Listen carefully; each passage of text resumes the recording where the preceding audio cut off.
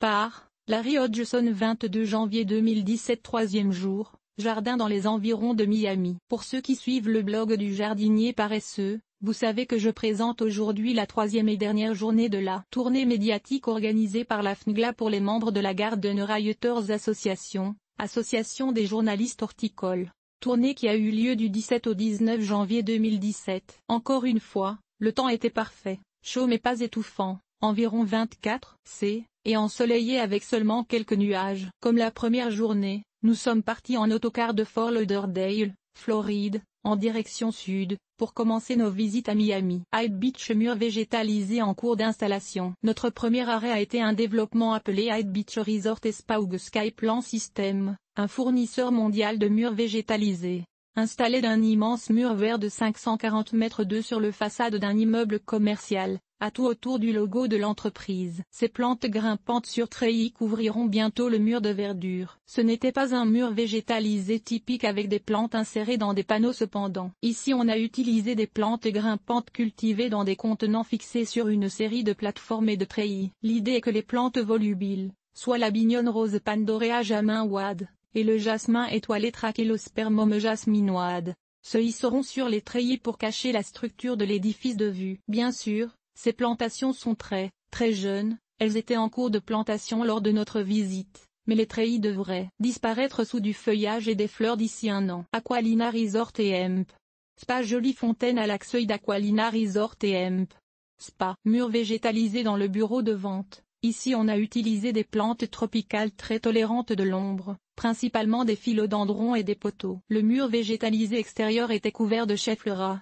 d'asperges d'appartements et de ficus. L'Aqualina Resort et Hemp Spa est un complexe de villégiature très luxueux, propriété d'un certain famille Trump, avec des unités individuelles qui se vendent plusieurs millions de dollars. Nous nous y sommes arrêtés pour voir deux murs végétalisés, l'un à l'intérieur du bureau de vente, l'autre en plein air, mais à la dernière minute le directeur nous a invités à visiter l'appartement modèle. La jeune dame à la réception avait l'air horrifiée de voir que son patron laisse entrer un groupe de gens aussi pouilleux, car nous étions en vêtements de tous les jours alors que, à Aqualina Resort et Hemp Spa, le chic est toujours de mise. Nous n'avons pas dit non. L'unité que nous avons visitée était bas de gamme pour le complexe, elle ne coûtait que 3 millions de dollars. D'autres valaient jusqu'à 7 millions de dollars. Un panier de chiens Bentley de 1200 dollars US. Chien en sus. L'appartement était superbe, avec des murs extérieurs entièrement vitrés, des meubles de luxe, un jeté en chinchilla sur le divan, et une cuisine avec tous les gadgets de luxe imaginables, un frigo avec un distributeur de vin,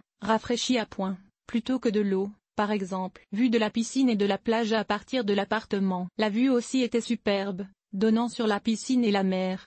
Et une autre tour Trump voisine. Les voitures dans l'aire de stationnement donnent une idée du style de vie des propriétaires des appartements à Aqualina Resort et Hemp Spa. Jardin tropical à Miami. La maison privée au centre du jardin que nous avons visité. Notre prochaine visite était à un jardin privé au sud de Miami. Il était installé autour d'une maison multiniveau très moderne avec des terrasses superposées, le tout conçu par l'architecte Max Strong. Apparemment, le architecte à Miami. Le jardin a comme rôle d'intégrer la maison très angulaire à l'environnement, donc assurer une transition entre la rigidité des structures et la douceur des plantes. L'aménagement, réalisé par Brian Rogers d'Avalon Gardens, commence de façon assez classique près de la maison, arbustes et couvre-sol, pour devenir de plus en plus sauvage plus loin. Tout est conçu en vue d'un entretien minimal, aucune haie à tailler, notamment. Seul le gazon, très petit, a besoin de soins très ponctuels. Violette australienne Viola Ederacea, utilisée comme couvre-sol. Chez moi, c'est une plante d'intérieur. La piscine se fond dans la végétation environnante. La terrasse du deuxième étage est entourée de bacs de succulentes à faible entretien. Jardin rempli de plantes tropicales choisies pour un look naturel. Bully Bromelia. Nous avons mangé notre repas du midi à bord de l'autobus en roulant vers notre prochaine destination,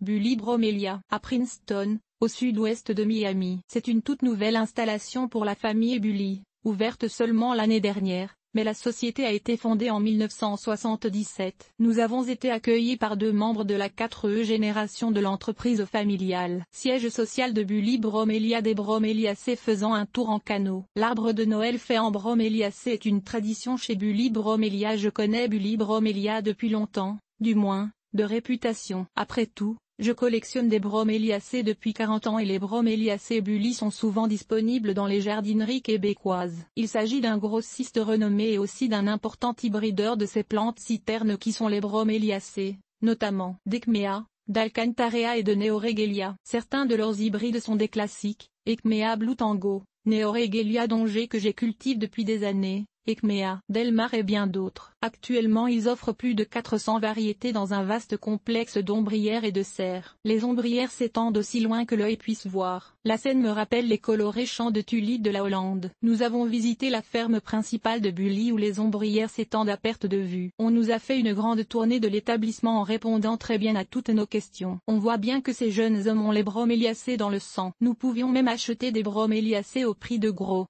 Mais j'ai décliné, vu la complication de leur transport au Québec. Neoregelia Purple Passion, Neoregelia Casablanca. Imaginez. Les plantes n'ont même pas atteint leur pleine coloration. Echmea America. Cette nouvelle introduction est une mutation panachée de la populaire hybride Bully Blue Tango. Le nom America a été choisi parce qu'il est bleu, blanc et rouge, les couleurs du drapeau américain. Les jardins extérieurs étaient un délice pour les sens. Même si les broméliacées sont essentiellement épiphytes, la plupart réussissent très bien quand on les cultive en pleine terre. D'ailleurs, il n'y avait pas que des ombrières et des serres, mais aussi très beaux jardins remplis de végétaux souvent très rares. On sent bien que la famille Bully aime tout ce qui pousse. On nous a fait un spécial en permettant à notre groupe de visiter, car Bully Bromélia n'est pas normalement ouvert aux visiteurs. Par contre, je gage que si vous contactez l'entreprise en expliquant que vous êtes un amateur sérieux de broméliacées, on vous laissera visiter. Voici leur site web, bullysebrom.com. Jardin botanique bloc. La résidence bloc avec sa porte avant jaune si saisissante. J'ai souvent pensé à mon jardin comme une sorte de mini-jardin botanique. Eh bien, Jeffrey S. Block, qui dans la vie réelle est anesthésiste et chercheur de renommée mondiale, a fait justement ça, transformer son terrain en un jardin botanique privé. Il est bourré de plantes exotiques, y compris un large éventail de palmiers, de cycades, de broméliacées, d'aracées et d'orchidées. Nommez presque n'importe quelle plante tropicale et sans doute qu'elle est présente dans son jardin. Il y a même quelques arbres champions, comme le plus grand manguier Mangifera indica, des États-Unis. Jeffrey Block nous montrant la clé de Miami, offerte à sa grand-mère, une fleuriste et décoratrice renommée. Jeffrey Block a fait la tournée du jardin avec le groupe, nous offrant l'histoire de ce jardin qu'il développe depuis 27 ans et nous montrant les plantes les plus rares et exotiques, souvent autant des objets de collection pour un jardinier que la plus rare des timbres postales pour un philatéliste. Les feuilles du Rhaphidophora sont curieuses, car elles se pressent contre le tronc comme un timbre postal. Et oui, la grimpante à gauche est un vanillé Vanilla sp. J'ai vu beaucoup de spécimens de cornes d'élan couronné Platycerium coronarium, au cours de mes voyages, mais aucun aussi grand et spectaculaire que celui-ci. La fougère d'éléphant Angioptris palmiformi produit des frondes de jusqu'à 9 mètres de long. Une petite partie du jardin d'arrière-cour, Fresinetia cumingiana, est un proche parent du palmier Avis pandanus. La piscine ajoute une note familiale au jardin. Le coca-ciel de Jeffrey Block nous a amusés en chantant et en dansant. L'ombrière est un paradis tropical. Licuala matanenosis mapu est un des très rares palmiers à feuillage panaché, et aussi l'un des plus chers au monde. Nous avons visité les 2 serres de Jeffrey Block assez rapidement, car nous étions à court de temps. Mais elles étaient remplies de plantes extraordinaires. J'ai absolument adoré ce jardin. C'était mon préféré de tous les jardins visités lors de cette tournée. Block Botanical Gardens est ouvert aux visiteurs sur rendez-vous, selon la disponibilité de son propriétaire. Voici les coordonnées: courrier électronique, info@blockbotanicalgarden.com. Adresse: Block Botanical Gardens 7299 SW 79 Cours Miami, FL 33143. Site web, www.blockbotanicalgarden.com. Toute bonne chose. Le groupe de journalistes horticoles. Et voilà, nous sommes arrivés à la fin de cette saga horticole de 3 jours. Quel voyage!